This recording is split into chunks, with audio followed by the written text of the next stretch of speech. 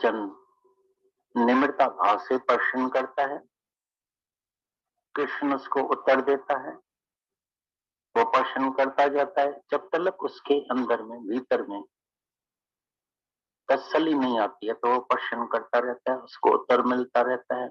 और ये मन का स्वभाव है, जब उसको सही उत्तर मिल जाता है तो अंदर वो मन भी एग्री करता है, बोलता ये बिल्कुल सत्य है, ठीक है, सही है। आखिर में 18 अध्याय में खुद ही भगवान को उसके अंदर से आवाज आता है। आवाज जब संसार भरम निवृत्त हो जाता है तो अंदर से आवाज आता है, तो अंदर से आवाज आया तो भगवान तुम्हारे इस आत्मक ज्ञान से मेरा संसार, मेरा भरम अभी सब निवृत्त हो गया है और मैं अभी निष्ठा में। तुम भी तब तलक उत्तर प्रश्न करना जब तक तुम्हारे अंदर निष्ठा न आए। निष्ठा जब तक नहीं आई है तुम भले उत्तर प्रश्न करना, तुम्हारे मन को तसल्ली हो जाएगी। जो बात मेरी समझ में ना आए बार बार पूछना। इधर तुमको हमारे सत्संग में ये तुम सबको ये अधिकार है। दुनिया में गुरु भाषण करता है, सुनने वाले आते हैं, सुन के वो अपने घर में चले जाते हैं, गुरु अपने घर में चला जाता है। क्या समझा, कैसे समझा, सही समझ से समझा नहीं समझा वो जाने। इसलिए पूर्ण फायदा नहीं होता है तो मेरे अंदर आता है तो तुम ये जो मिलन होता है इत्तेफाक से, भागों से, मुद्दत के बाद इत्तेफाक से। जैसे लॉटरी कभी कभी किसी किसी को इत्तेफाक से लगती है, सबको तो लॉटरी नहीं लगती है, लेते बहुत हैं लेकिन लगती किसी किसी को है। ऐसी तरह से सच्चे गुरु का मिलना भी एक प्रकार की एक लॉटरी है। तो ये समय मुहूर्त में नहीं गंवाना, ऐसे नहीं दिन पूरे हो जाए फिर आके बोलेगा भाई थोड़ी वीजा बढ़ा दो, वीजा बढ़ा देंगे फिर वो दिन भी पूरे ही हो जाएंगे। जितना समय भी रहते हैं तो वो समय सब पूरा ही हो जाता है। कैसे दिन बीतते हैं हम खुद हैरान होते हैं।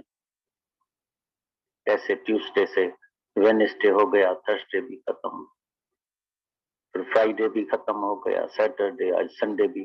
दौर जल्दी जल्दी भागने की कोशिश कर रहा है, चले जाएगा, रात हो जाएगी, लेकिन तुम्हारा काम जरूर पूरा होना चाहिए। तो कभी भी अंदर में संकोच नहीं करना। और इस ज्ञान में जो रुकावट है, भाई कोई बोलता है मेरे को रुकावट है, इस ज्ञान में जो रुकावट है वो हम तुमको बता देते हैं कौन कौन सी इस ज्ञान में रुकावट आती है, तुम ध्यान में रखना। फिर जो जो रुकावट आती है उससे तुम जो है उस रुकावट को हटा के आगे बढ़।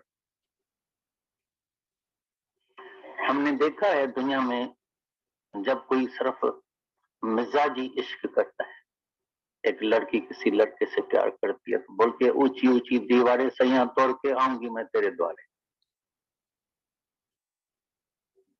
उसको परवाह ही नहीं है, बेइज्जती होगी, क्या होगा, घर वाले नाराज होंगे, लोग क्या कहेंगे, कुछ कहेंगे। बोलेगा मैंने जो मकसद रखा है, मैं इस लड़के को कैसे भी पाऊंगी, या लड़का किसी लड़की के ऊपर आशिक होता है, बोलता है मैं इससे जरूर शादी करूंगा, मैं इसको जरूर पाऊंगा, कुछ भी हो जाए। भगवान के लिए भी इतनी जब अंदर प्यास होती है तो मेरे को जरूर परमात्मा को पाने का है। आती है रुकावटें, तो उसमें पहली रुकावट जो है वह अपना ही मन। इस ज्ञान में और कोई रुकावट नहीं आती है, पहले अपना मन। ज्ञान कठिन है, मुश्किल है, मैं तो भाई इसमें चढ़ नहीं सकूंगा, ये तो कोई संत महात्मा हो गए, योगी हो गए, फलाना हो गए, ये हो गए, हमको तो समय भी कम है, हम तो गृहस्थी है, मैं तो लड़की हूं, मैं तो ऐसे हूं, मैं तो ऐसी हूं।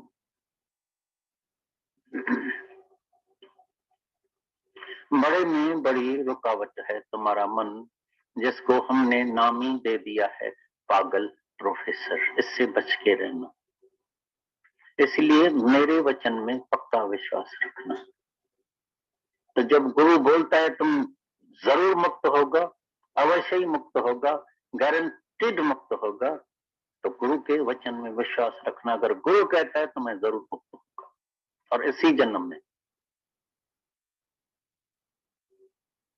तो मन जो भी ख्याल लाता है, मन मत त्यागे, गुर मत ग्रहण कर।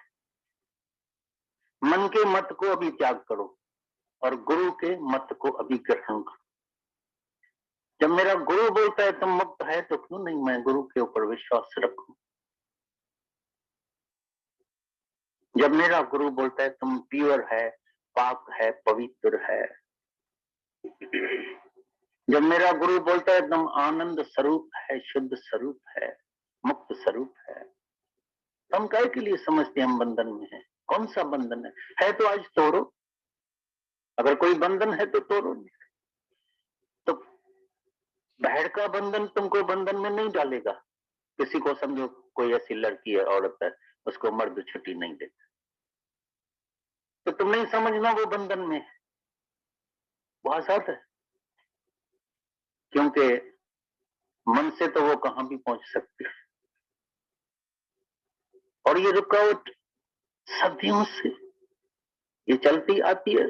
कृष्ण के दिनों में 10,000 बरस हो गया कृष्ण को, तभी भी गोपियों को छुट्टी नहीं मिलती थी। तो कितनी गोपियां घर में रहती थी, लेकिन उसके अंदर में, उसके ध्यान में होता रहा जैसे मैं कृष्ण के साथ ही बैठे। अभी कौन सा मर्द उसको रोकेगा, कौन सी जंजीर पहनेगा। बाहर से तो दरवाजा बंद कर देगा, कुंडी लगा देगा, ताला लगा देगा, अंदर में कौन सा ताला लगाएगा। You are very free. और कृष्ण को पता था, तो जितनी गोपियां यहां आ गई है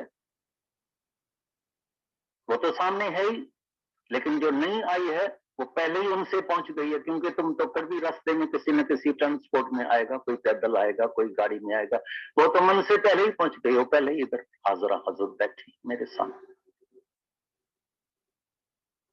बंधन बाहर का नहीं, बंधन अंदर का होता है। सब शास्त्रों ने बोला है, सब पूछते आखिर ये मुक्ति है क्या, ये मुक्ति किसको कहते हैं, कैसे हम समझे हम मुक्त है। तो सब शास्त्रों ने बिल्कुल सरल सीधा सही बात सुना दी है। बंधन है सिर्फ मन का, मन ही बंधन का कारण है, मन ही मुक्ति का कारण। अगर तुम्हारा मन बंधन में है तो तुम बंधन में है, अगर तुम्हारा अंदर वाला मन मुक्त है तुम आज ही मुक्त है। मुक्ति में कोई देरी नहीं लगती है। अंदर में रोज तुम जांचना, अपने को जांचना, मेरा मन कहाँ फंसा पड़ा है। तन कहीं भी हो, तन की परवाह मत कर।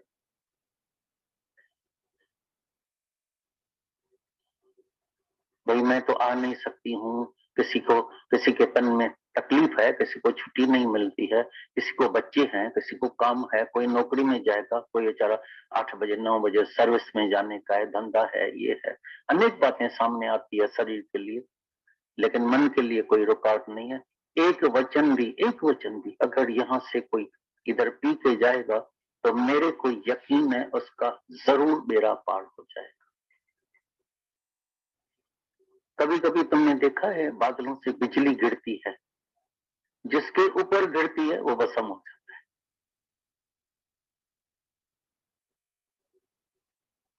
है। एक वचन जिसके अंदर गया, एक रति भी नाम तेरे की जिस घट में बस जाए, जिसके अंदर घट में बस जाए, भूल जाए वो सारे गम को, सुख साचा सो पाए। भूल जाए वो सारे गम को। एक मत समझना तुमको पूरी ग्रंथ याद करने का है, भगवत गीता याद करने की है, अष्टावक्र गीता याद करने की है, वेदांत याद करने का है, 4 वेद याद करने का है, ओम का अर्थ याद करने का है। नहीं, बात एक ही समझने की है, अंदर में हम आजाद हैं। मेरा मन फंसा तो नहीं पड़ा है, मेरा मन अटका तो नहीं पड़ा है, मेरा मन किसी का आधार तो नहीं लेके बैठा है।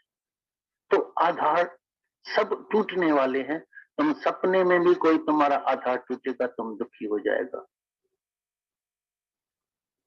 बड़ा अधीन पड़ अधीन सपने सुख नहीं। जो पड़ अधीन है, जो दूसरे का अधीन है, दूसरे के पर आधार लेके बैठा है, वो सपने में भी रोएगा। जब सपने में भी उसका कोई मर जाएगा, उधर भी रोएगा। इसलिए जब गुरु आता है, बोलता है तुम शेर का बच्चा है, अपने पैरों पर चलो, निराधार होके, फिर जहां तुम बैठे हैं सेवा करो। ऐसा नहीं तुम सेवा छोड़ देगा, भक्ति छोड़ देगा, नहीं सेवा छोड़ने की है, नहीं कर्म छोड़ने का, नहीं भक्ति छोड़ने की है, नहीं घर छोड़ने का, नहीं खाना छोड़ने का है, नहीं कपड़ा छोड़ने का है। जहां जहां परमात्मा, अभी परमात्मा ने तुमको करोड़पति घर में रखा है, तो तुम एसी चलाना बंद कर देगा? भाई मेरे को गर्मी में ही मरने का है, जो पलंग उठा के वो जमीन पर सो जाएगा। पलंग है तो पलंग में सोएगा सिर्फ। तुम्हारे पास कपड़ा होगा तो ऐसा थोड़ी तो विधवा की तरह सफेद कपड़ा पहन के जाएंगे, भाई अभी मैं विधवा हो गई हूँ जीते जी। ये सब शो बिजनेस, ये सब बैठ कर दिखावा। सब बोलते हैं मेरे को भाई वैराग, वैराग नहीं आता है। वैराग क्या है? वैराग का अर्थ ही नहीं जानते हैं। वैराग क्या होता है? वैराग माना वैराग, बात है अंदर। और बाकी जिसको शो दिखाने का, अभी आज ही हम जो है गेरुआ का कपड़ा पहनते हैं तो दूर से सब बोलेगा स्वामी जी, स्वामी जी, स्वामी जी, स्वामी जी। फिर सूट बूट पहन के आएंगे। हम एक बार अहमदाबाद में गए तो जबरदस्त पूरा एयरपोर्ट फुल था। पहली बार जा रहे थे, शर्ट पैंट पड़ी थी, तो सब लोग हैरान, भाई कौन आता है, कौन आता है? गुरु जी आता है, गुरु जी आते हैं। प्लेन पूरा खाली हो गया, हम अंदर भी आ गए, वो खुशियां मना रहे और सब लोग पूछ रहे हैं भाई आपका गुरुजी कब आएगा, आपका गुरुजी कब आएगा? बोला गुरुजी सामने खड़ा है। कहना गुरुजी आप भी गए, अभी सत्संग भी चालू हो गया, एयरपोर्ट पर ही सत्संग चालू हो गया। बोला हमने तो समझा कुछ टोपला बोपला होगा, कुछ पटका बटका, कोई चिन्ह होगा, कोई गेरुआ का कपड़ा होगा, कोई टीका होगा, कुछ माला होगी, कुछ क्या होगा। ये कैसा गुरु तुम्हारा है? बोला हमारा गुरु जो है सेम लिबास में, कृष्ण जब आया था उसने लिबास बदली नहीं किया था, नानक ने लिबास बदली नहीं किया था, कुछ नहीं। उसने टीका नहीं लगाया था, चिन्ह नहीं लगाया था। जो जिस देश में रहता था ऐसा कपड़ा पहनता था। कृष्ण राजाई का कपड़ा पहनता था क्योंकि उसका जन्म राजाई में हुआ।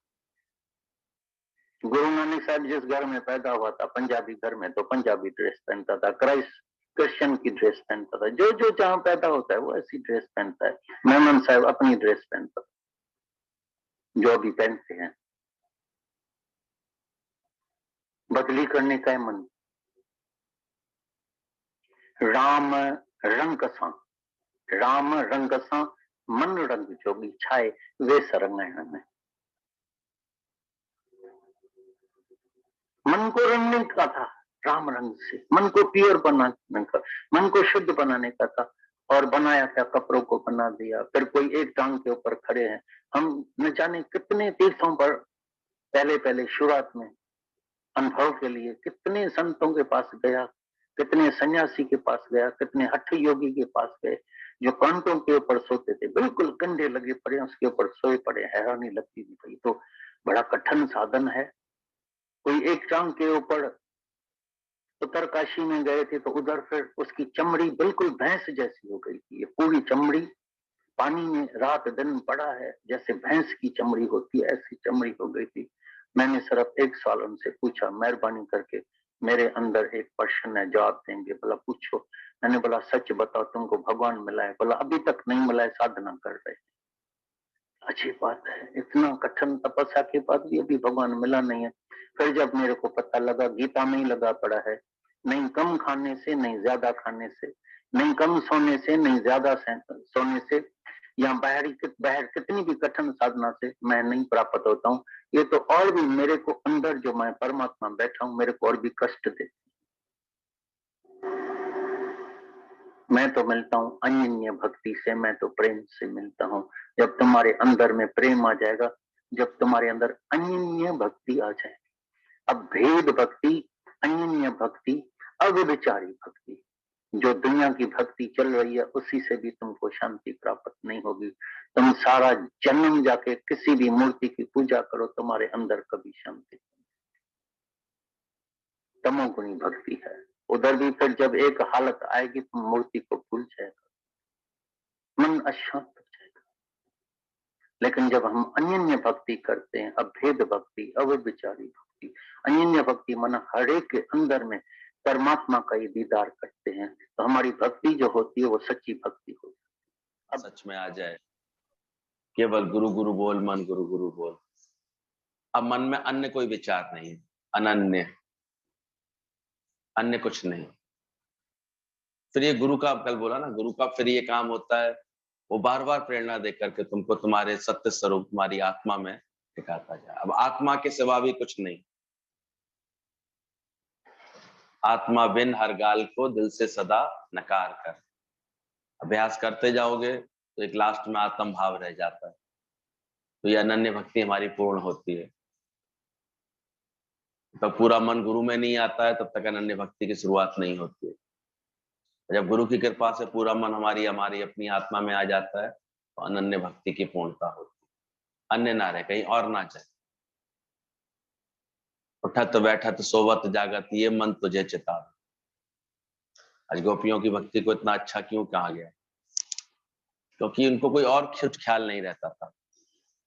तभी तो उद्धव को उन्होंने इतनी आसानी से कह दिया, कहाँ लिखे संदेश? कोई जगह खाली हो मेरे कृष्ण से तो हम संदेश लिखें। उन्होंने इस अनन्य भक्ति योग को प्राप्त किया था, वियोग में ही प्राप्त किया था, लेकिन अनन्य भक्ति योग को प्राप्त किया था। कितना अच्छा कह रहे थे कि बाहर से कोई पहरा बैठा सकता है, पर क्या तुम्हारे मन पर कोई पहरा बैठा सकता है? तुम्हारे दिल पर कोई पहरा लगा सकता है? तो पूरी बात समझ जाएंगे तो फिर ये सब बातें खत्म हो जाती है। गुरु ने अपने घट में ही क्या कह रहे हैं, व्यभिचार, यही जैसे बार बार मन इधर उधर भटके, विषयों में जाए, भोगों में जाए, मन की गति है ना, अभी इतनी संवारी नहीं है, अगर फिर चला जाता है। अब देखो इतना सत्संग सुनने के बाद फिर ये रस लेने लगता है, व्यभिचार में चला जाता है, विषय सत्य लगते हैं, विकार सत्य हो जाते हैं इसके अंदर। तो जब हम अभ्यास करेंगे तो अव्यभिचारिणी बनेगी भक्ति योग।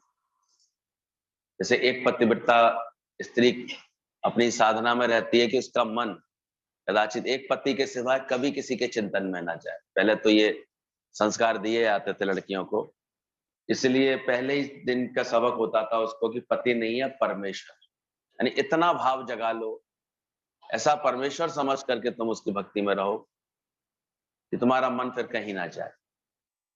और फिर अगर वो चार जगह मन रखती है तो कहते हैं व्यभिचारी है। पत्नी के लिए भी यही बात है तो पुरुष के लिए भी यही बात है, उसके भी विचार बहुत होता है। लेकिन जो ऐसे होते हैं, जैसे राम के लिए बोला जाता है मर्यादा पुरुषोत्तम बोले गए, इसीलिए बोले गए क्योंकि उन्होंने शादी के बाद आए और जब सीता से पहली बार बातचीत की तो उन्होंने यही उनको वचन दिया कि मैं चंद्रमा की सौगंध खा करके, या चंद्रमा मेरे जो चंद्र थे, रामचंद्र थे, ये मेरे कुल देवता हैं, मैं इनका साक्षी मान करके मैं ये शपथ लेता हूं कि मेरा मन कदाचित कभी भी तुम्हारे अलावा कभी किसी के स्मरण में नहीं जाएगा, किसी के स्मरण में नहीं जाएगा। इसलिए इतनी ऊंची मर्यादा उनकी बोली गई है। इसलिए जब उन्होंने बाद में यज्ञ भी किया तो सोने की सीता बना करके बैठा ली गई थी, जबकि उनके परिवार में परंपरा थी 2-2 3-3 रानियां रखने की। पहले पुरुषों को रहती थी इस तरह की छूट, लेकिन उन्होंने इसको भी खंडन किया, बोले नहीं, मेरा जो संकल्प है तो ये अव्यभिचारी भक्ति योग होता है। इसके मन में फिर और कोई व्यभिचार नहीं है। किसी बिरले का ऐसा लगता है, ये गुरु का कर ले संग होगी ना तेरी समाधि बन। अभी तो देखो कहीं और सत्संग मिला तो वहां चले गए, किसी और का सुन लिया, फिर किसी और का सुन लिया। अभी हम देखते हैं अनेकों सत्संग हो गए हैं, कभी किसी का सुन लेते हैं, कभी किसी का सुन लेते हैं, कभी किसी का। माउंट आबू में भी ये बात चली थी कि गुरुजी हम दिन में 4-4 बार तो सत्संग सुनते हैं, कभी इसका सुन लेते हैं, कभी उसका सुन लेते हैं, इसका यूट्यूब पे आ रहा है उसका सुन लेते हैं, उसका सुन लेते हैं। अब हमको समझ में ही नहीं आता, कंफ्यूजन बना रहता है। तो ये बेवकूफी खुद ही कर रहे हैं ऐसी। उसमें क्या होगा, कोई दूसरे किस भाव से सुना रहा है, कोई किस भाव से सुना रहा है, कोई किसी भाव से सुना रहा है। सबका सुनने के चक्कर में बेचारे कंफ्यूज ही रहते हैं, किसी एक जगह मन नहीं रख पाते, किसी एक जगह अपना मन नहीं मिटा पाते, किसी एक जगह ऐसा पूरी दृढ़ आस्था नहीं हो पाती, एक के वचन पूरी तरह प्रभावित नहीं कर पाते, तो ये व्यर्थ चला जाता सारा। एक व्यक्ति क्या, उसको प्यास लगी थी, पुजारी आरती उतार रहा था, उसने पितारी को इशारे में बोला कि मुझे पानी पिला दो। पुजारी ने कहा अभी रुको, आरती का टाइम है, अभी रुको। गोपाल आश्रम जैसे मंदिर था, एक मंदिर की उसने उतार की आरती उतारी, फिर दूसरे के आगे उतारी, उधर बार बार कह रहा था भाई बहुत प्यास लगी है, मुझे पानी दे दो। बार बार कभी इसकी आरती उतार करके जब 15 मिनट में फ्री हुआ, आकर के उसने देखा उस व्यक्ति ने हर जगह जहां खड़ा हुआ था वहां थोड़ा थोड़ा गड्ढा बना लिया था। पुजारी ने कहा अजीब बेवकूफ हो, हर जगह तुमने गड्ढा बना दिया, प्यासे थे एक ही जगह गड्ढा खोदते तो क्या तुम्हारा कुआं नहीं बन जाता, तुम पानी नहीं मिल जाता तुमको। तो व्यक्ति हंसने लगा, बोले तुम भी तो यही मूर्खता कर रहे हो, इसकी भी आरती उतारी, उसकी भी आरती उतारी, इसकी भी आरती उतारी, इसके, अरे एक जगह अगर मन रख लेते तो क्या अब तक परमात्मा नहीं मिल जाता। तो ये अंधी भक्ति चलती रहती है, व्यक्ति की चेष्टाएं होती रहती हैं, सही तरह से मन एकाग्र नहीं होता है। यहाँ भले गुरु किसी के सुनने के लिए मना नहीं करता है, सुनो, लेकिन मन एक जगह होना चाहिए, मन पूरा का पूरा एक के प्रेम में बना होना चाहिए। और यहाँ तो हम देखते हैं गुरु ही इतना हमको दे देता है कि उसके मनन के अलावा फिर समय ही नहीं बचता है, कहाँ भटकाना चाहिए और क्यों भटके। एक हो तो सो गयो श्याम संग, सबको आराधे। तो एक जगह जब हमारा पूरी निष्ठा होने लगती है, उसका देखो अलग ही प्रभाव दिखाई देता है। एक जगह प्रश्न उत्तर करके, एक जगह बात करके, एक जगह समर्पण करके जो अपने ज्ञान के जीवन को बनाता है, अपने जीवन को अच्छा बनाता है, उसका जीवन अच्छा बन जाता है। तो जैसा गुरु कहता जाता है वैसा वो अपने मन को मोड़ सकता है बड़े आराम से। गुरुमति पर चलता जाता है, एक दिन उसको अपना सत्य अपने घट में ही प्रकट हो जाता है। तो व्यभिचारी भक्ति, अनन्य भक्ति, अभेद भक्ति, तब तक ये भक्ति हमारी पूर्ण नहीं होती ना, तब तक हमको प्राप्ति नहीं होती, परमात्मा के सत्य की प्राप्ति नहीं होती। गुरु अपने ही घट में दर्शन करा दिए, कहीं धक्के नहीं खिलाए, इधर जाओ उधर जाओ, ये घोड़ों पर ये छोड़ो, पर घट में ही प्राप्ति हो गई।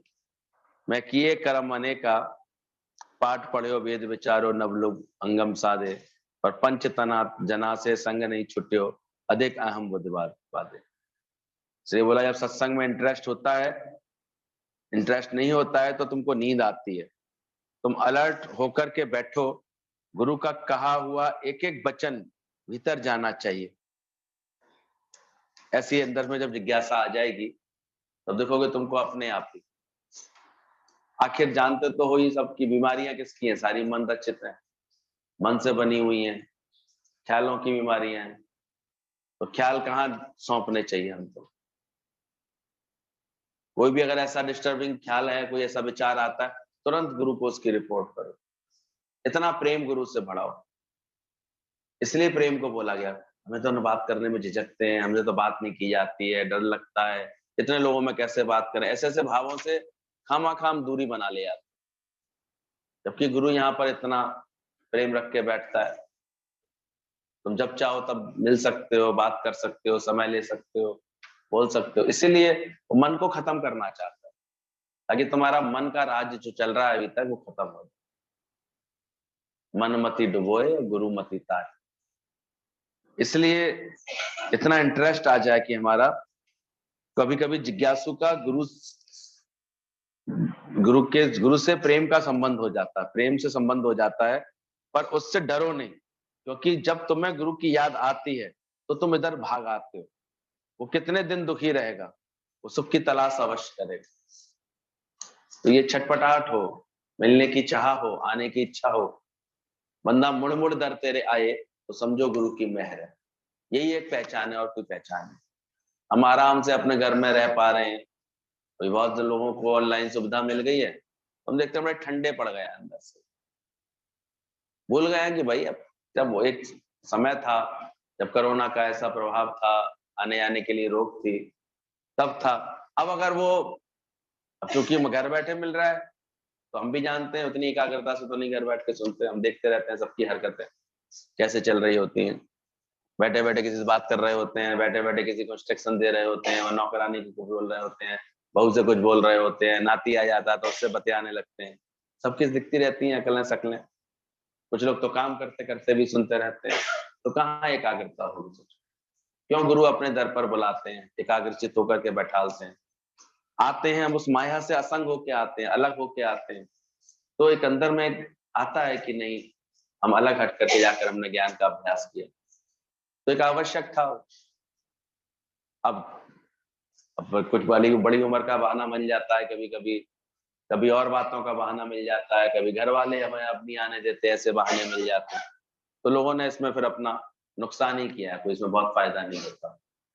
हाँ, अगर कोई नहीं आ पाता, जैसे इस कारण से, और जैसे शहर जो रोज नहीं मिल पाते थे उनको फायदा हुआ है, जो कभी 15-20 दिन में, 1 महीने में एक आध बार आके मिलते थे, उनको फिर इस तरह रोज मिल जाता है, तो उनको बड़ा लाभ दिख रहा है। कह रहे हैं अच्छे कंसेप्ट क्लियर हो रहे हैं, ज्ञान क्लियर हो रहा है, सत्संग क्लियर हो रहा है। अच्छा है, हम लोगों ने सबने सबने देखो इस बार अच्छे से दादाजी को घर बैठ के दर्शन कर लिया यूट्यूब पर, रोज की वाणी अच्छे से सुन ली, समझ ली। पर ये भी ध्यान रखना कि वाणी हमने समझी। नारियल खाने के लिए दिया अंग्रेज को, और वो ऐसे ही खाने लगा, उसे खोला नहीं, उसने जटाएं नहीं हटा पाया, तोड़ नहीं पाया, तो क्या उसकी भूख प्यास मिट पाएगी? तो ऐसी अगर हमने वाणियां लिख ली, सुन ली, उनके अर्थ खोले ही नहीं, उनके भाव पढ़े नहीं अंदर से, उन लाइनों के बीच में क्या बात समझाना चाह रहा है गुरु। तो इसलिए साकार के साथ आकर के बैठने में जब उनके अर्थ खुलते हैं एक एक बात के, तो क्लियर होता है। इसका शौक होना चाहिए। नींद कब नहीं आएगी? जब क्या होगा? इंटरेस्ट, और अच्छा इंटरेस्ट होगा, कैच करने का मन करेगा, समझ होगी अंदर से। कल आपने बात बताई ना कि हमें तोता नहीं बनना है, कोयल बननी है। तोता रट लेता है चीजों को, लेकिन उसका बंधन नहीं खुलता, उसको रखा पे जड़े में ही जाता है। रटता बहुत अच्छा है, राम राम हरिओम बहुत अच्छा बोलता है, लेकिन कोयल देखो, उसकी आवाज में जो मीठापन है, जो सुरीलापन है, वह और किसी पक्षी की आवाज में नहीं होता। उसको खास फिर लोग दर्शन करते हैं। कोयल को कभी पिंजड़े में नहीं देखा होगा तुमको, की आवाज इतनी मधुर होती है। तो गुरु कहते हैं अनुभव से जब तुम्हारे ज्ञान निकलेगा, वो मीठा ज्ञान होगा तुम्हारा। तो जगत से प्रीत करते हैं तो कोयला बनते हैं, और गुरु से प्रीत करते हैं तो कोयल बनते हैं। कोयला काला भी रह जाता है, जलाने के भी काम आता है, जलता भी है, लेकिन कोयल देखो सबको ऐसे मीठे वचन सुनाती है। पहले कैसे कोयला जैसा जीवन था, खुद काले लगे पड़े थे, नेगेटिव लगे रहते थे। गुरु मिलता है तो धीरे धीरे हमको कोयल बनाता है। हमारी भाषा इतनी अच्छी होने लगती है, मीठी होने लगती है, प्रेम होने लगता है, समझदारी आने लगती है। तो देखो धीरे धीरे आपका व्यवहार सबको अच्छा लगने लगता है। तो कोयल होते जाइए। तो याद रखना, ये प्रेम से अगर गुरु से हमारा मन जुड़ जाता है, ये बड़े भाग्य की बात होती है, और ऐसा होना आवश्यक है। बिना गुरु प्रेम के लहे ना आत्म राह, ये आत्मा की राह मिल नहीं पाएगी। और प्रेम की पहचान है बार बार मिलने की चाह, फिर आने की इच्छा। गोपियों को प्रेम हुआ तो वो फिर कोई ना कोई ऐसे युक्ति लगाती थी, फिर से कैसे मिलने जाए, फिर से कैसे मिलने जाए। पायल छोड़ाती थी अपनी कुएं पर, सास से कहती थी अरे मेरी पायल नहीं दिख रही है, सास कहती जल्दी जा, पानी भरने गई थी वही तो नहीं रह गई। और वो खुद छुपा के आती थी वहां, और फिर आके कहती थी मिल गई, क्योंकि मिलना था उसको। वैसा प्रेम था, वो ऐसी बंसी बजाता था। बंसी तो वास्तव में ये प्रेम ज्ञान की थी बंसी। तो ज्ञान के लिए हमारा मन इतना आकर्षित हो, सत्संग के लिए इतना आकर्षित, मुड़ मुड़ के आने का मन करे, तो गुरु की तलाश अवश्य करेगा। फिर अगर कोई कष्ट आएगा, कोई मन को दुख आएगा, कोई अज्ञान सताएगा, तो कहाँ दौड़ेगा? फिर दौड़ेगा तो बार बार आएगा। गुरु से प्यार नहीं होगा तो कोई भी फिर इधर आगे नहीं बढ़ेगा। किसी ना किसी के प्यार में मन आगे बढ़ता है। गोपियों का कृष्ण से प्यार था, फिर हुआ तो फिर तुम जहां भी हो सबको गुरु से ही जोड़ते हो। अब वो सारे समय फिर गोपियां बात किसकी करती थी? कृष्ण की ही बात करती। ये एक प्रेम की और पहचान होती है। तुम्हारा गुरु से अगर प्रेम हो गया होगा तो अब हर समय किसी के पास भी जाओगे, हमारे रिश्ते नातेदार भी कहेंगे तुम्हारा तो हर जगह स्टेशन सत्संग वाला ही चालू रहता है। फिर सत्संग वाली बात आ गई तुम्हारे अंदर, तो यही रहता है, गुरु की बात, सत्संग की चर्चा, कोई ज्ञान का वचन, गुरु के संग बिताए हुए पलों का स्मरण, वर्णन, कैसा आनंद है, कैसी मौज है। इसलिए सब लोग फिर देख के जाते हैं तुम्हारे जीवन से, ऐसे इनको क्या गुरु मिला है। गुरु गुरु बोल मन, गुरु गुरु बोल, सारे समय मन एक जैसे गुरु के चिंतन में लग जाता है। तो फिर तुम जहां भी हो वहां गुरु से ही जोड़ते हो। दुनिया में कामना है, वासना है, शरीर में गिरावट है, पर यहाँ शुद्ध प्रेम है जो ऊपर चढ़ाता है। गुरु माने गुफा में रोशनी कर देता है। वस्तु, विषय, व्यक्ति, इन तीनों में ही मन जाता है बिना ज्ञान के। पदार्थ में, विषय सुख में, व्यक्तियों में ममता पड़ जाती है। गीता भगवान कहते थे चूल्हे के कपड़े में भी मन पड़ा रहता है। साड़ी भी फट जाए, जल जाए तो क्रोध करेगा, क्योंकि पता है कि भाई पहन ली, घिस गई, अब तो फटेगी फटेगी, लेकिन फिर भी क्रोध आएगा अगर ज्ञान सही नहीं होता है। कई सत्संगियों से भी नौकर की तरह ट्रीट करते हैं, खाना भी कल वाला दे देंगे, तुम खा सकते हो। गुरु कैसे हमको और हर व्यवहार को अच्छा बनाता है। इसलिए सबसे पहले अपने अंदर समता का भाव लाओ। इतना अपना आप तुमने देखा है, समझा है अपना आप, जाना। ये व्यवहार जिस दिन बदल जाएगा, हम कंप्लेन तो करते हैं फलाना हमको प्रेम नहीं करता, फलाना ऐसे नहीं करता, क्या हमने अंदर से भगवान पने को प्रकट किया है? आज गुरु ने मांगा थोड़ी किसी से प्यार, उसने अपने आचरण से प्रकट किया है। लोग अपने आप रेस्पेक्ट देते हैं। उसके हृदय में इतनी उदारता होती है, इतना प्रेम होता है, इतनी विशालता होती है, इतना सबको संभाल लेने का भाव होता है। सारी लोग जो है बापू को बापू क्यों कहने लगे, महात्मा गांधी को? उसने बापू जैसा दिल रखा ना सबके लिए। उसने पूरी भारत की जनता को अपना पुत्र समान स्नेह दिया कि इनकी आजादी के लिए ऐसी करुणा की उसने, उनके लिए प्रेम किया, ऐसे आंदोलन चालू किए उसने, ऐसे और अहिंसात्मक तरीके से, ताकि मेरे बच्चों को चोट भी ना लगे। बापू नाम ऐसे थोड़ा, महात्मा नाम ऐसे थोड़ी पड़ा उनको। उन्होंने महात्मा शरीर के लक्षण दिखाए अपने आचरण। तो हम भी देखें हमारे आचरण से ऐसा हो रहा है, ऐसी समझ के साथ हम चलते हैं।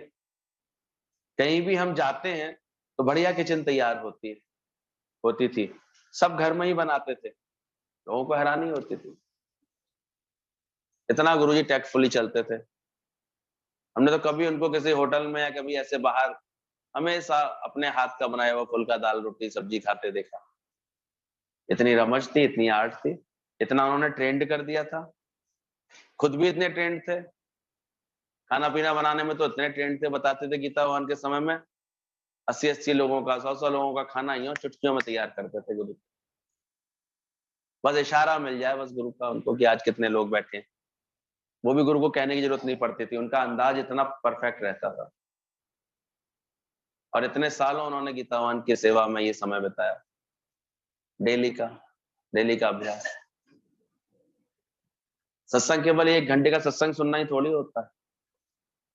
सत्संग तो सारे समय का तुम्हारा आचरण फिर कैसा है, व्यवहार कैसा है, कितनी युक्ति से चल रहे हो, कितनी समझ से चल रहे हो। हम लोग गए थे गुरुजी संग, पहली बार भीमताल में गया, मैंने कहा गाड़ी रुकी, अचानक ही सब लोग उतरे, दीदियां सब एकदम से एक्टिव होके लग गई एक जगह काम में, ऐसे ही किसी के घर में घुसे थे। बस उनका बरांडा था, बोले हम लोग यहाँ बैठ ले, तो वो भी बड़ी अच्छी थी, हाँ बैठिए आप ही, ऐसे का प्यार वाली थी, तो बैठ गए। वहीं फटाफट खाना बन गया सबके लिए, सबने सबको खाना खिला दिया, 2 बज रहे थे, खाने का टाइम हो रहा था। आधा घंटे में तो हम लोग 15-20-25 लोग थे, सबने खाना खा लिया, पता भी नहीं चला। और उसको माई को भी इतना प्यार कर दिया, उसको भी पका पकाया खाना खिलाया आपने, साथ में और जो भी मिठाई उठाई थी वो भी खिलाई उसको, और उसका घर पूरा साफ करके, उसके बाथरूम जो यूज किए थे साफ करके बड़ा प्रेम करके उसको बड़े प्यार से कह के कल तुम सत्संग आना, और दूसरे दिन वो माई आ गई अपने आप, ऐसे प्यार का जादू चलाते थे। हमने कहा देखो ये आर्ट होती है। चलते फिरते होटलों में भी ना होटल वाले से प्यार से बात कर लेते थे, बोले जाओ, दीदियां इतनी ट्रेंड हो गई थी, बात करती भैया देखो हम हमारा आटा है, हम अपने हिसाब से अपनी रोटी बनाएंगे, तो मैं जो भी कुछ दही ले लेंगे, कुछ ऐसी चीज ले लेंगे, उनकी ले लेंगे सब चीज, एक अपना बना के, लेकिन गुरुजी को खाना वो ऐसा ही खिलाते जो उनके लिए सूट करता था। सब सब घर का ही खाते थे। आज भी दादा की करुणा हम देख रहे थे, 2,500-3,000 हजार लोगों को इतने प्रेम से उन्होंने दोनों टाइम, और इतना सुपाच्य, इतना अच्छा भोजन उससे मिलता था, सब्जी, रोटी, दाल, चावल, पापड़ वगैरह, सलाद, ये सब ऐसे मिलती थी, रोटी सब्जी पूरी सब्जी मिलती थी, सब में मिक्स होकर के ऐसे पूरा थाल सजा आता था सबका। ऐसे कितनी करुणा होती है। हमने वहां होटल वाले से बात की, बोले ये लोग आते जरूर हैं, आप लोग इतने सारे लोग, लेकिन हमारे तो होटल चलते नहीं है ज्यादा। हमने कहा हमारे गुरु की करुणा को पहचानो। तो मैंने उसको समझाया, मैंने कि इसको समझो, होटल ही तुम्हारे उठ रहे हैं, ये भी बहुत उनकी करुणा है, लेकिन वो ये चाहते हैं कि हमारा एक भी प्रेमी कहीं इधर उधर ना भटके, इसलिए उन्होंने इतनी व्यवस्था वहां की हुई है ना, अच्छे से करते हैं, पेट खराब नहीं हो, इधर उधर की भटकाव नहीं हो किसी के अंदर, व्रतियां ना भटके, नहीं तो कभी कोई इस होटल में खा रहा है, कभी कोई किसी होटल में खा रहा है, तो उधर उधर की व्रति भटकती है। पूरा मन गुरु चाहता है ज्ञान में ही रहे, उसका सत्संग में ही रहे, इसी प्रेम में रहे। खाने पीने के दौरान भी आपस में मिलना जुलना होता है प्रेमियों का, उतना अच्छा लगता था देख। गुरु जी ने तो पूरा पैराडाइज बना लिया था, कितने कितने लोग हम जाकर के रुकते हैं। अभी भी बहुत समय हो गया, किसी को उमंग नहीं आ रही, लखनऊ जाने का दिल कर रहा हो तो निकल जाए, मिल के आओ अच्छे से, बहुत दिन हो गए। तो ध्यान रखना, प्रेम में कोई सेवा नहीं करता तो याद भी नहीं रहता है, प्यार में संबंध बना रहता है, कभी तुम उसके पास चले जाते हैं, कभी वो तुम्हारे पास आ जाता है। तो गुरु से ऐसा प्रेम का हमारा संबंध होना चाहिए कि कभी हम उसके पास और कभी गुरु को अपने पास खींचे, तो यार अरस परस बात होती है। ऐसा दिल करे अंदर से, लगे ऐसा कि हाँ ये अब सब, अभी घर मेरा नहीं है, गुरु का घर है, सब कुछ अर्पण होने लगे जिस समय, तब समझना तुम्हारा गुरु से सही भाव चल रहा है, सही प्रेम बढ़ रहा है आगे। प्रेम निरंतर बढ़े ऐसे, इतना मन मोड़ के चलने का, इतना प्रेम करके चलने का तुम्हारा स्वभाव बनता जाए अपने घर परिवार में, कि वहां भी सबको जो है तुम्हारे ज्ञान की, तुम्हारे गुरु की कदर बढ़ती जाए घर परिवार में। कभी तुम्हारा इतना भाव प्रबल हो, इतना खींच पाओ गुरु को भी, कभी किसी मौके पर ऐसे अपने जीवन में घर में तुम्हारे खींच सको, फिर गुरु के दर पर तुम बार बार दौड़ सको, इसमें ही प्रेम बढ़ता है ना, और कैसे बढ़ता है। इसी में ही अंदर में हमारा मन जो है फिर माया से उपराम होता है। अभी सब चेष्टाएं थोड़ी कम हो गई हैं, तो हम देखते हैं फिर उसी माया में, सत्संग सुना फिर गए तो फिर वही माया, नहीं तो याद रहता है। गुरुजी आके घूम के चले जाते थे घर में, तो कितने दिनों तक ये याद रहता था, यहाँ बैठे थे, यहाँ पर घूमे थे, यहाँ ऐसे किया था, यहाँ ऐसे लिया था। तो प्रेम ऐसे याद आता रहता है, जुड़ा रहता है मन ऐसे, बार बार याद रहती है उसकी। तो प्रेम में कोई सेवा करता है तो याद नहीं रहता है, और बन के करता है तो याद रहती है उसकी। नया नया प्रेम जब होता है तो कितनी ताकत आ जाती है, कितने कितने प्रेम में कितनी कितनी सेवाएं। रानियां राज्य करती थी, गुरु के दर पर इतनी सेवाएं करती दिखाई देती। क्या है अंदर में? प्रेम। और प्रेम थकने नहीं देता है कभी देखो। अपना भाई आता है, इससे प्रेम होता है ना, देखो रात के 12 बजे भी उठ करके गरम सब्जी रोटी बना के खिलाने की मन करेगा, पूरी सब्जी खिला तो दो उसको। क्या है अंदर में? और जिससे प्रेम नहीं है वो आ जाए, इतनी अकल नहीं है, ये कोई टाइम है आने का, उसके लिए ऐसा कहेंगे। तो ध्यान रखना, प्रेम बहुत बड़ी चीज है, प्रेम में थकावट नहीं। इसलिए जो प्रेम रखते हैं उनको ही गुरु अपने पास पर बैठालता है, वो जानता है यही यही सही गढ़ेंगे अपने जीवन। तुम्हारी वाणी में मिठास हो, जीवन में मिठास हो, मैं किसी को भी अपमानित क्यों करूं, ऐसा अंदर में भाव बने। और इसके लिए पहले अपने अंदर में ये एक समझ आना बहुत जरूरी है, क्या मुझे किसी का ऐसा व्यवहार अपने लिए पसंद आता है? आप सोचो, कोई ऐसे बोले, कड़क के बोले, ऐसे भड़का के बोले, तो क्या मुझे अपने लिए पसंद आता है? अगर ज्ञान के चक्षु विवेक जागृत हो रहा होगा ना, तो फिर अपने आप तुम किसी दूसरे से ऐसा व्यवहार नहीं कर पाओ। और जब तक अभी विवेक बंद रहता है, सही समझ नहीं होती है, अहंकार हावी रहता है मन के अंदर, तो आपको फिर ये एहसास नहीं होगा कब कब आपसे क्या क्या व्यवहार हो रहा है। तो ध्यान रखना, तुम्हारी वाणी में भी मिठास हो, जीवन में भी मिठास हो। मैं किसी को भी अपमानित क्यों करूं? पहचान आनी चाहिए कि कहीं मेरे किसी व्यवहार से किसी का अपमान तो नहीं हो रहा। जड़ चेतन सबका सम्मान करना गुरु सिखाता है। Watch your action, watch your words, watch your habits, सब पर नजर रखो। यहां तक भी गीता भगवान ट्रेनिंग देते थे कि धरती को भी तुमने टप टप करके टापा तो नहीं। तुम चल रहे हो कि धरती को कष्ट दे रहे हो? तुम्हारी चाल भी इतनी ऐसे होनी चाहिए, जागृति के साथ। प्लेट से खाना खाना भी ऐसा होना चाहिए जागृति के साथ, जिससे आवाज भी ना हो, प्लेट साफ भी हो, खाना तुम्हारे तुमने सब ऐसे लिया हो जो बिल्कुल तुमने जितना उचित खाना है उतना तुमने लिया है कि नहीं लिया है। ये हमारा एक एक बात के ऊपर जैसे ज्ञान की समझ है, आर्ट ऑफ लिविंग गुरु सिखाता रहता है। पोंछे का कपड़ा भी अगर तुमने धो करके नहीं डाला है ना, तो टोकते थे गुरु जी इसको, बोले इसको भी ठीक से धो करके डालोगे, ये तुम्हारा प्यार है उसके ऊपर। कहीं भी हर जगह रख रखाव तुमने ठीक से किया हुआ है, ठीक से संभाल के चीज रखी हुई है, जागृति है अंदर में तुम्हें। ज्ञान और क्या सिखा रहा है? जागृति और प्रेम आएगा, प्रेम से हर चीज की संभाल कितनी अच्छी होगी। तुम जो भी सेवा में खड़े होगे ना, तो सेवा ऐसे एकदम परफेक्शन के साथ होगी, बहुत सुंदरता के साथ होगी, और उनको फिर ये मौका मिलता जाता है। और इतनी इतनी संगत संभालने का मौका उन्हीं को तो मिलता है जिसके अंदर में धीरे धीरे परफेक्शन आता है, नहीं तो नहीं मिलता। तो देख लेना, प्रेम प्रेम होना चाहिए, पानी में मिठास हो। तुम आकर के यहाँ बैठो, यहाँ साफ शीशा है, अपने दाग दिखने में आ जाएंगे। गुरु में प्योरिटी है, तुम्हें भी वो प्योर बना देगा। सत्संग में ऑटोमेटिक चेंज होती है। गुरु की वाणी आवाज आसमानी, अपने मुख से, उसके मुख से जैसे भगवान ही बात करता है, ऐसा लगेगा अंदर में। गुरु के निकट जब भी जाते हैं, ऐसा लगता है ऐसे दर्पण के सामने आके बैठ गए। तो अगर दाग धब्बे हैं अंदर में, तो स्पष्ट दिखाई देते हैं गुरु के। और जो सुंदरताएं भी आ गई हैं अंदर में, वो भी दिखाई देती हैं। ऐसा नहीं केवल दाग धब्बे दिखाई देंगे। अगर जो समझ रहा है जीवन, तो वो भी तो प्रेम आ गया होगा, तो फिर वहां सबसे प्रेम करते उन्हें दिखाई दोगे। भाव अच्छे हो गए होंगे तो सब वो भी तो अच्छा दिखाई देगा। हरि दर्शन की आरसी, सदगुरु की देह।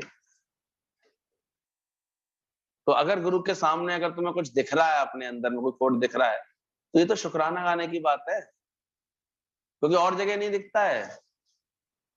और रिश्तेदारों में जाते हो, कहीं जाते हो, मैं मेरे से मिलते हो, दुनिया में व्यवहार करते हो, वहां नहीं तुमको दिखेगा। दर्पण में ही तो दिखेगा ना हमारा कहाँ पर मिसहैंडलिंग हो रही है, कहाँ पर गलती हो रही है। गुरु की वाणी को समझ के ही तो मिलती है बातें समझने में। तो गुरु के सामने आते ही तुम्हारे व्यवहार में कहाँ कहाँ चूक हो रही है, कहाँ कहाँ गड़बड़ियां भी हो रही हैं, कहाँ कहाँ पूरा प्रेम नहीं हो रहा, कहाँ कहाँ व्यवहार वाणी अशुद्ध हो गई, कहाँ कहाँ व्यवहार तुम्हारा अशुद्ध हो गया, कहाँ दिखेगा तुमको। तो यही है हरि का दर्शन। ये समझ जाए जीवन की चीजें, सब चीजें अच्छी हो जाती है। तुम्हारा कर्म एकदम से सोने के समान शुद्ध हो जाए, अच्छा हो जाए। नहीं तो मन बड़ा नीचे, हर जगह कमीशन खोरी करता है ये मन, पास खातरी करता है। कब कहाँ पर कीर्ति का घूंट पीने लगे, कब कहाँ पर ये और बातों में जाने लगे, अंदर से पता नहीं चलता इसका। इसलिए गुरु के निकट आना, तुम्हारा गुरु में प्योरिटी होती है, प्योर बना देता है। एक हकीम लोगों को दवाई खाकर बना करके नहीं देता था, वो जंगल में ले आता था, वहां जड़ी बूटी पर लकड़ी लगा करके बता देता था कि जिसकी जो बीमारी है वो जड़ी बूटी ले जाओ। गुरु भी ज्ञान बता देता है ऐसे। अब तुम अपना परहेज करो, अपना दवा समय से लो, जड़ी बूटी का सही सेवन करो, ये तुम्हारा काम। गुरु तो इशारा करके बता देता है, आचरण में और प्रेम भरो, वाणी में और मिठास भरो, व्यवहार को और शुद्ध करो, विकारों से और सावधान रहो, विषयों में और अपने मन को अटकने मत दो। रोज रोज तो सावधानियां मिलती हैं। अब अपना जीवन बनाने में इसमें गुरु अब क्या करेगा? सोचो, अपनी बीमारी खुद उतारो, खुद पकड़ाओ मन को। ये बात है, परमात्मा नाना रूप धर करके तुम्हारे पास आता है, तुम सब में एक देखो, ऐसे एक देखो। शक्ति पर नजर पड़ती है तो आकारों से नजर हट जाती है। इसलिए गुरु कहता बार बार एक शक्ति पर, एक परमात्मा सबके भीतर वास कर रहा है, इस पर नजर डालो। कृष्ण ने बोला, हे अर्जुन, सब मैं ही बना हुआ हूं। भीष्म पितामह को अर्जुन मारना नहीं चाह रहा था। मैं आपको कैसे मारूंगा, आप मेरे पितामह हैं। तो उन्होंने इतनी सुंदर बात बोली इसको, बोले तुम मुझे नहीं मारोगे, तुम अधर्म को मारोगे। ऐसे जो महात्मा लोग होते हैं, इतने अपने जीवन को के दृष्टा बनते हैं वो। भीष्म पितामह समझ गए थे, मेरे से जो अधर्म हुआ है, मैंने अनीति का जो साथ दे दिया, मैं अपने वचन से बंध करके जो मैंने पाप कर डाला, भरी सभा में मैं अपने पुत्र वधू का सम्मान नहीं बचा पाया, ये जो पाप मेरे से हुए, वो अधर्म का जो मैंने साथ दिया, तुम उसे मारोगे। उससे पहले उनको ये बात एहसास हो गई थी भीष्म पितामह। इसलिए बड़ी खुशी से उन्होंने अर्जुन को ये बात बोली कि तुम मुझे मारो। अपनी मृत्यु का तरीका भी बता दिया उसको, इस शिखंडी को तुम खड़ा कर देना, मैं उस पर तीर नहीं चलाऊंगा, क्योंकि वो स्त्री है पिछले जन्म की, इसलिए मैं उस पर तीर नहीं चलाऊंगा। सोचो, आज उनकी एक मृत्यु का सीन, मृत्यु की लीला अपने आप में अमर क्यों हो गई है? ये तो युद्ध में तो बहुत लोग मरे थे और किसी की बात नहीं इतनी सुनाई जाती।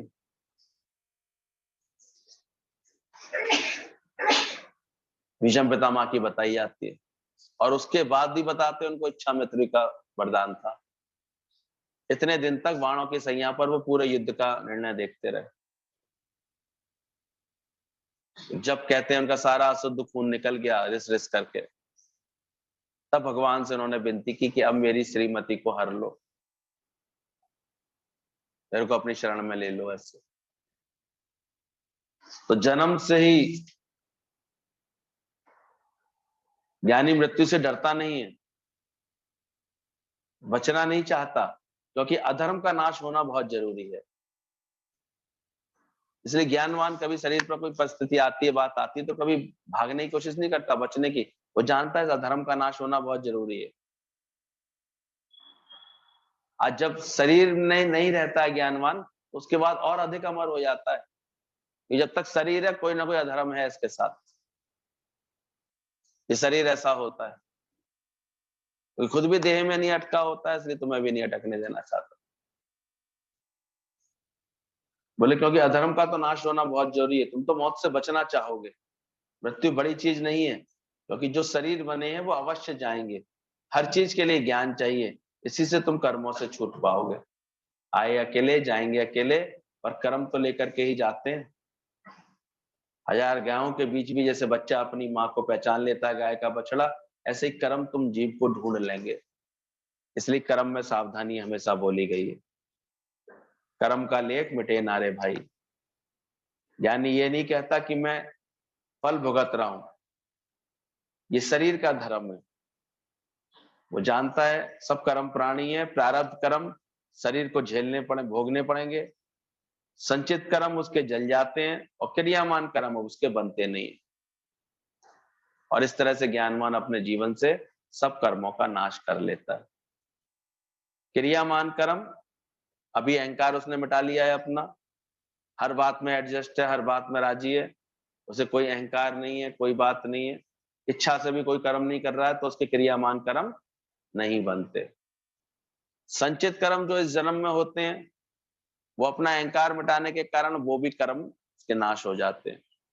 अब रह गई जो पिछले जन्म की प्रारब्ध के कर्म, उसके हवाले वो अपने शरीर को चलाता रहता है। ये ग्रामर भी पूरी तरह समझनी चाहिए हमको। रहल कर्म प्रारब्ध सा, ज्ञानी किया कर्म। प्रारब्ध के कर्मों के कारण ये उसका जीवन चलता रहता है, प्रारब्ध से उसका जीवन संवरता रहता है। प्रारब्ध से ये जो भी कर्म होते हैं उसमें भी वो पूरी तरह राजी होता है, जैसे ही प्रारब्ध बनाई भगवान। ये बोल रहे थे ना, कृष्ण भगवान जहां पैदा हुए वहीं की तो ड्रेस पहनी इन्होंने। अब राजाई में पैदा हुए हैं तो एसी में बैठेंगे ना, उसमें क्या बात कि बंद करके ऐसे नौटंकी दिखाएंगे दुनिया को हमने तो बड़ा त्याग किया है। पलंग होते हुए क्या पलंग से नीचे सो करके दिखाएंगे दुनिया को हमने बड़ा त्याग किया है। सो लेते हैं, कहीं नीचे सोने को मिलेगा तो वहां भी ज्ञानी सो लेगा।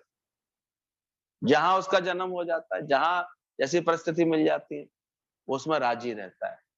वो अपनी प्रारब्ध को बड़े ऐसे निश्चिंतता के साथ प्रारब्ध के कर्मों को सहज भोगता रहता है। प्रारब्ध से जो उसको नाते रिश्तेदार मिले हुए उनसे वो किसी से खफा नहीं है, उसका सबसे प्रेम है। या कैसे भी स्वभाव के मिले हुए, उससे विपरीत चलने वाले या उसके अनुकूल चलने वाले, उसका सबसे एक सा प्रेम है। मजा ही प्रेम का तभी है जब विपरीत से प्रीत करे। तुम्हें पता नहीं कब अकल आएगी ये वाली। प्रेम का मतलब ही क्या है? जो प्रेम कर रहे हैं उनसे तुमने प्रेम कर लिया तो कौन सी बड़ी बात कर ली। प्रेम करना किससे? तो यहीं तक रहती है समझ, यहां से उड़ते ही फिर गायब हो जाती है। तो प्रेम तुम्हें करना किससे? वहां और प्रेम से ही चल के दिखाओ। और इसी से ही वो ज्ञानी ज्ञानवान अपना जीवन संवार लेता है। कोई रह ही नहीं जाता उसके लिए विपरीत, और इस तरह से उसके संचित कर्म भी जल जाते हैं। ज्ञानी निर्भय हो जाता है, सब कर्मों से मुक्त हो जाता है, किसी से डरता नहीं है। दुनिया का मजा ले लो, दुनिया तुम्हारी है। इसलिए वो सारे समय इस दुनिया से क्या मजा लेता हुआ दिखाई देता है। हर वक्त उसके मुख पर क्या रहता है? बहुत मौज है, बहुत आनंद है, बहुत खुशी है। कौन सी खुशी है? अरे कर्म बन नहीं रहे हैं, सारे कर्म भस्म हो चुके हैं। कोई झंझट है ही नहीं कर्मों का, दिमाग में कोई अहंकार है ही नहीं, कोई बात है ही नहीं, किसी से राग द्वेष है ही नहीं, किसी से कोई गलती गलतफहमी है ही नहीं, किसी के साथ आनंद है। ना आना मानता अपने में, ना जाना मानता अपने में। उसको तो ये आर्ट आती है, आर्ट ऑफ लविंग आती है, प्रेम की आर्ट आती है, इसलिए प्रेम करता है तो हर जगह आनंद में रहता है मजे ज्ञानी के। जंगल में भी मंगल करते हुए देख रहे थे हम तो। बाद में तुम देखते हैं इतना क्या नहीं मिलता है ज्ञानवान को। प्रकृति खुद दासी हो जाती है ऐसे उसकी, वो निर्भय हो जाता है, किसी से डरता नहीं। किसी डरना ऐसा नहीं कि हम किसी से नहीं डरते, ऐसे अहंकार नहीं करता वो, पर उसके अंदर में एक समझ है। मौत जो सबको डराती है वो ज्ञानी को नहीं डराती, कभी भी कभी ख्याल नहीं आता उसको। कभी उसको ऐसा लगता है तो कल जाए तो आज ले जाए, उसमें क्या, मलमूत्र का थैला है, जब चाहे तब ले जाए भगवान। जानता जिस दिन इसकी प्रारब्ध पूरी होगी चला जाएगा, तो प्रारब्ध के अधीन जी रहा है, जैसे प्रारब्ध लिखी होगी। जितनी संभाल के गाड़ी चला लेगी उतना अच्छा, नहीं तो गाड़ी तो जाने वाली है ही। रोज दादाजी का ये वचन तो निकलता ही है, शरीर तो कब जाएगा पता नहीं चलेगा, कैसे जाएगा पता नहीं चलेगा। पर आज इतने दिलों में बस गए हैं, इतने लोगों के भावों में बस गए हैं, तो अमरता तो पहले ही हो गई है। कहाँ जाएंगे? अजर अमर आत्मा से ऐसा प्यार किया है। संबंध तज दे देह से, हो जा अजर हो जा अमर। एक छोटे बच्चे को खाना खिलाने में माँ सारा दिन चम्मच लेके पीछे घूमती है, फिर पीछे पड़ती है। तुम्हें भी प्रकृति माता सब देगी, बस तुम इतने छोटे बच्चे की तरह समर्पित तो हो जाओ प्रकृति। खुदा अपने बंदों की खुद करता निगरानी। और ये तो मूर्खता ही होती है, कल कहाँ से खाएंगे, कैसे होगा, कैसे बनेगी बात, ऐसे करते रहते हैं। जिसको भरोसा हो गया बेड़ा ही पार हो गया। जिसने आज तक खिलाया कल भूल जाएगा क्या? देगा नहीं क्या? पहुंचाता नहीं है क्या भगवान? चींटी को कण हाथी को मण पहुंचाने की उसकी सुंदर व्यवस्था रहती है। तो ऐसा जो अपने प्रारब्ध का विश्वासी हो जाता है पक्का एकदम से, कभी कोई चिंता नहीं आती, तो समझो आधा भगवान हो गया। ऐसे संबंध तजते देर से, खुद माँ ऐसे भगवान के भजन में रहता है ना, बच्चा बन जाता है तो प्रकृति माता सब देती रहती है। तुम शेर बब्बर होकर के बकरियों के झुंड में क्यों जाते हो? शेर की तरह गर्जना करो, शेर शुभोम की गर्जना करो। बीज पूर्ण है तो पूर्ण पेड़ को जन्म दे देता है। तुम पूर्ण है तो तुमसे भी कोई पूर्ण बेटा तैयार हो जाता है। कुछ घटा नहीं, कुछ बढ़ा नहीं, गुरु से तुम भी गुरु जैसे बन जाते हो। नहीं कुछ घटे ना बढ़े, गुरु करे आप समान। जैसे गुरु से सच्चा प्रेम होने लगता है ना, गुरु की बात मान जाता है, तो गुरु फिर अपने जैसा उसको ढाल देता है। जिससे भी बैर विरोध है आज जाकर के हटा दो, शरीर पूरा होगा, अपने आप खत्म हो जाएगा। एक बार बार बार इलाज करा रही थी, उसके घुटनों का दर्द नहीं जा रहा था। अभी यहाँ इलाज करा, कभी होम्योपैथी, कभी एलोपैथी, कभी फिजियोथेरेपी, कभी कुछ जा ही नहीं रहा था। सत्संग में आई, गुरु को बताया उसने। गुरु ने एक बात पूछी, तुम्हारा मन में किसी से तुमने घुटन पाल रखी है, बैर विरोध पाल रखा है क्या, द्वेष पाल रखा है? कहती हाँ, मेरी अपनी सास से बहुत द्वेष, उसको देखते ही मेरे को चिढ़ सी मच जाती है, और कमगत को देखना रोज पड़ेगा, रहती उसी घर में, उसके ख्याल से मुझे ऐसा हो जाता, उसने ऐसा किया है मेरे घर ऐसा। बोले तेरे घुटने नहीं ठीक हो सकते। अगर तू ये द्वेष मिटा देगी तो ठीक हो जाएगा। और वास्तव में हुआ ये, उसने गुरु की बात मानी और द्वेष मिटाया, सारे दर्द उसके खत्म हो गए। तुम लोगों को ऐसा कोई अनुभव बना है?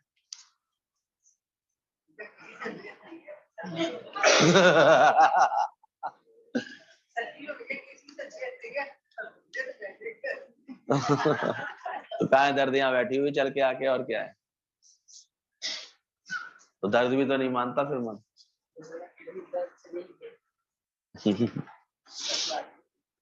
ये तो फिर शरीर बन जाती हो, फिर दर्द दर्द चिल्लाती हो।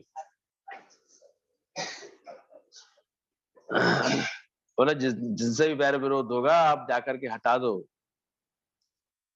दिल में बैठा राम रमैया तुझको नजर ना आए, तुम खुद खुदा है काहे को देह बनते हैं। अंदर से शेर शुभम की गर्जना करो, विवेक जागृत होने पर शक्तियां जागृत हो जाती हैं। तुमने गुरु की शरण ली है तो पाप ताप सब खत्म हो जाने चाहिए।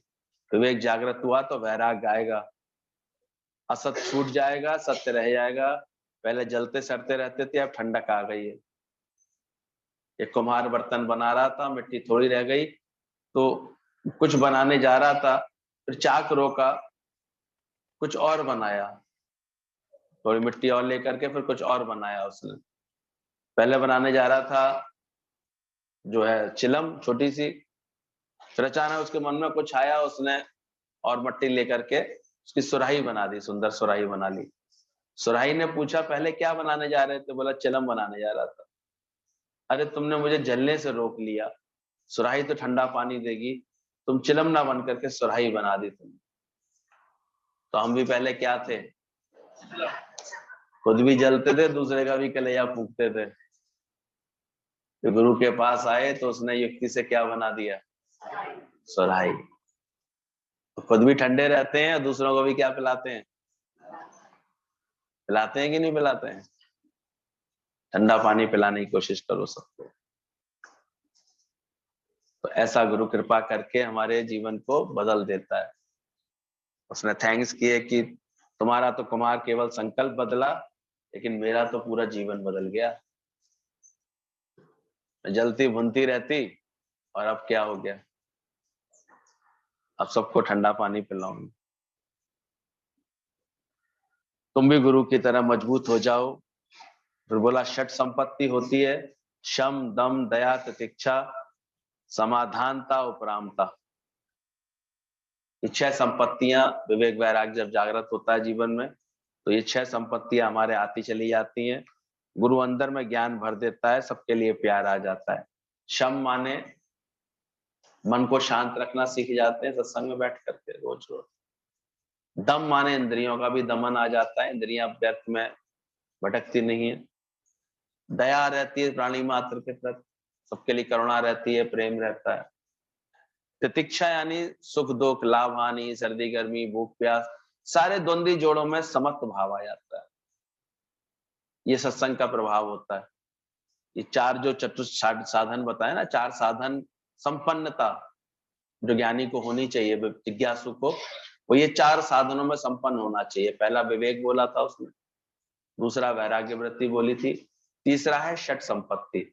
षट संपत्ति में ये 6 संपत्तियां उसको मिलती हैं, जिसमें सम आ जाता है उसके जीवन में, दम आ जाता है, दया आ जाती है, तितिक्षा आ जाती है, समाधानता आ जाती है। अब उसको समाधि लग जाती है, उसके सारे प्रश्नों का, सारे अंदर के ख्यालों का समाधान हो जाता है, और उपरामता आ जाती है। अब वो अंदर से उपराम होता है। उपराम जैसे कि हवाई जहाज असंग रहता है सबसे, तो ज्ञानवान का मन भी अब जगत की किसी व्यवहार से, किसी की बात से प्रभावित नहीं होता, वो उपराम रहता है, राम में आराम में रहता है अपने। और फिर चौथा बोला गया है मोक्ष इच्छा। चौथा साधन संपन्नता कौन सी होनी चाहिए? मोक्ष इच्छा, मुक्ति हासिल करने की तीव्र इच्छा। पूछो अपने अंदर आई है अभी तक कि नहीं आई है?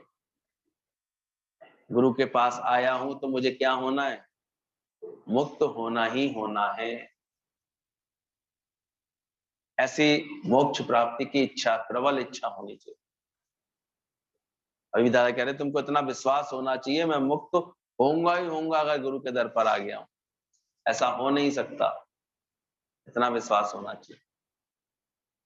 मुक्ति हासिल हो जाती है तो मोक्ष पद पर सब पहुंच जाते हैं। संत बड़े परमार्थी, शीतल जाके अंग, तपत बुझा दे और की, दे दें अपना रंग। ठंडक सभी को मिल जाती है, वही सब देना शुरू कर देते हैं। फिर गुरु से मिलकर के सब साफ होते जाते हैं, जीवन ही बदल जाती है। क्या ख्याल है, ऐसा होता है? साफ होते जा रहे हैं, अपनी कर्म कहानी हरकतें सब पता लग रही हैं कि क्या क्या कर रहे हैं, क्या अभी भी नहीं दिख रही हैं? कहाँ गड़बड़ी कर रहे हैं पता लग जाती है।